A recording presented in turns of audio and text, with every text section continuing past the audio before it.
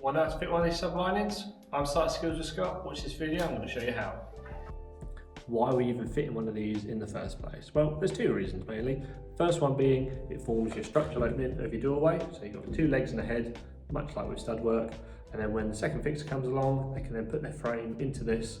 And also with this now being timber, and you have a good fixing into the block work, they can then screw through their lining into this and get a better bite basically and make their lining fitting easier. The second reason is when the tackers come along and they then bond their plasterboard onto the walls, it gives them a reference point as to where to stick to, as our lining is then dictating the width of the wall and also where level is. That's why it's important, and that's why we use lasers, to make sure that it is as upright and also in wind as possible, so that when the second fixer puts his lining in, it's in wind. That's where the legs aren't doing this, they're nice and straight together, and also it's not too wide or too narrow.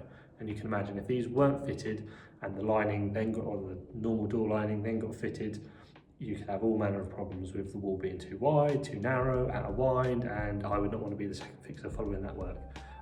So anyway, let's get into it and I'll show you exactly how to cut one and how to fit one. Sublinings are made from ply and in some cases OSB, but they're usually ply. These sometimes come in pre-ripped to size. If not, you'll have to rip them down to size. And the way to work that out is your block is 100mm, and then you want to then allow for your dot and dab on either side. This lining here, I believe, is a 150. So if it's a 150 lining, it will then have 25mm one side, so 12mm board, 12mm dot and dab, 100mm block, 12mm dot and dab, then your plasterboard. So if these are 160, that will then allow 30mm either side. Right, let's get it fitted. Now, once you've got your sublinings ripped to width, I then cut them to height, and the height that I cut them at is the same as I do my door heads on stud work, 2040.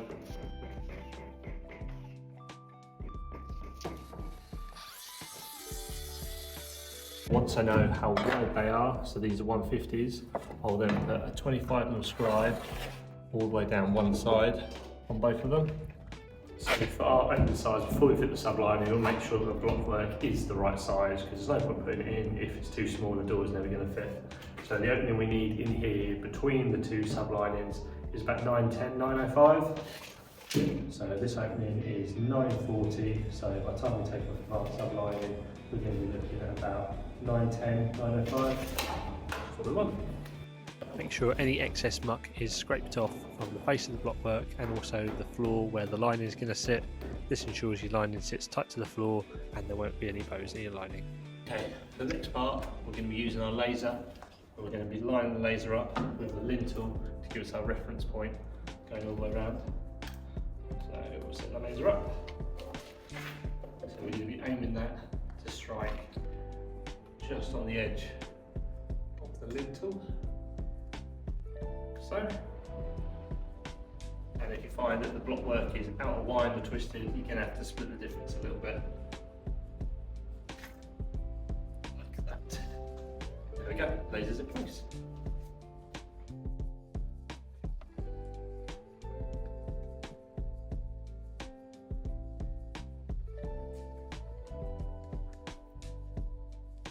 That scribe line that we put on there, we're now going to line that scribe line up with our laser line. Obviously our laser line is perfectly vertical and going all the way around the inside of our block work. So by lining that line up, our lining will then be perfectly in wind and level. So I'm using some 75mm ring shank gun nails.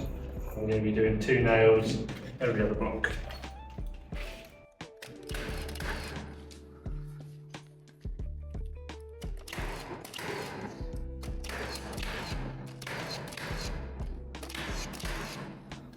One side fit, then we'll just rinse and repeat on the other side as well.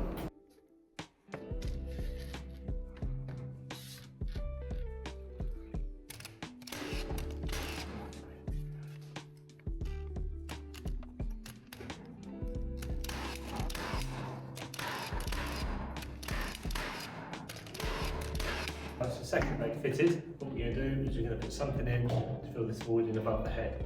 So we're going to use 2 bits of CLS together. So first, we're going to measurement between the blockwork. So 935. I'm going to put 2 bits of that and now both together.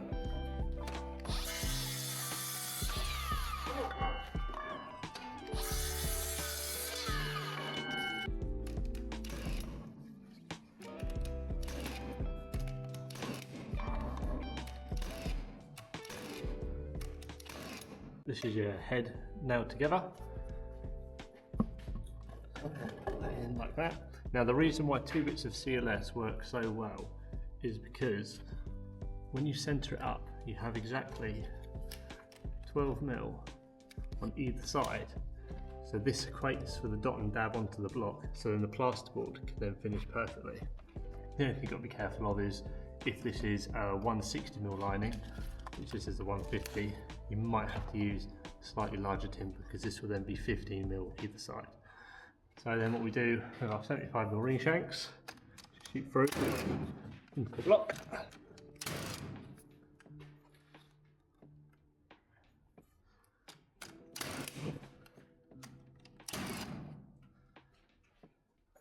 And there we have it.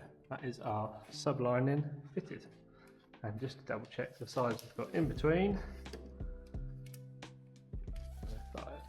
And that was my tutorial on how to cut and fit one of these sublinings. Thank you very much for watching. I've been Site Skills with Scott. I'll see you again in another video.